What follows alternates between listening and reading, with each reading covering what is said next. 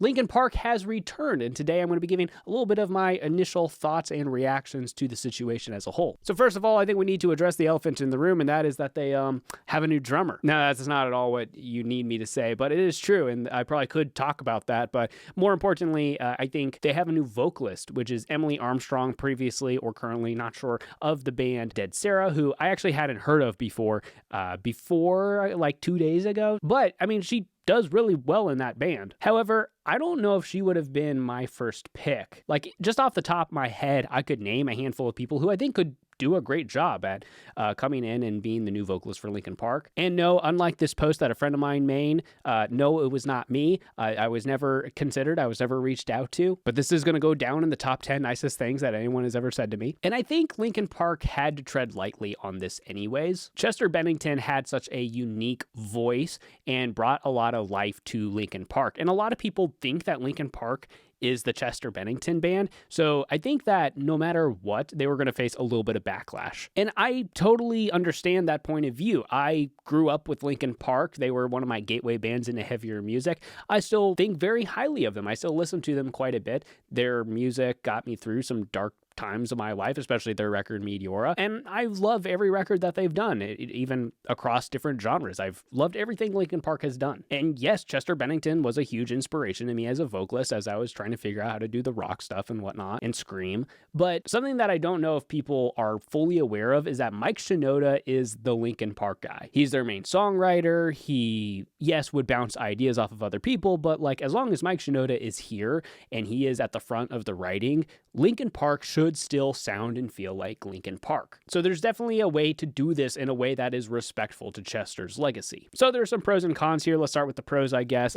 First of all, I've never seen Linkin Park live. The fact that they are active again means that maybe I could see them live, which would be really cool. They're one of my favorite bands that I haven't seen yet. And I'm excited by the idea of new music, which they do have a new song out, and they have a new record called From Zero, which is coming out in November, so just a couple months from now. And the new song, gotta say, it does it for me. I really like the new song. It feels very much like Linkin Park, even with the new vocalist. And again, I think that comes down to Mike Shinoda kind of pulling the strings in the writing room. Honestly, I'm pretty excited for the new music. The other pro being that Emily seemed to really nail it on that new song. She sounds really good. And now for the con is that I don't know how well she does the other songs. They did a live stream of like a little reunion concert where they opened with the new song and then played a bunch of their classics. I didn't hear the new song at first. I kind of hopped in the live stream after it had already started, and I was already like, hey, they're playing a lot of their old stuff. Maybe when they come back and write new music, maybe it's going to be heavier. Not knowing that they had already released a new song, and yes, they are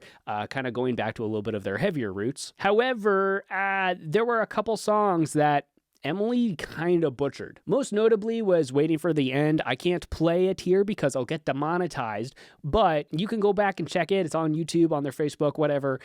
She couldn't do it. And to cut her some slack, I think that was the only part in the live stream that I was like, ooh, yikes. But the fact that it happened at all is not great. It's not a great way to introduce your new vocalist to a very highly respected and listened to band. So that has me nervous. The other thing that has me nervous is that while yes, I've always preferred Linkin Park's heavier stuff, I also like their more chill stuff. I like their poppier stuff and their more experimental electronic stuff like what they did on Thousand Suns. Her voice is just very gritty, very guttural, very forced. And I'm glad that they did during the live stream a like stripped cover of just like piano and vocals of the song Lost to prove that she can kind of handle herself in the lower energy territory. But for the most part, her strength is in the aggressive side of things.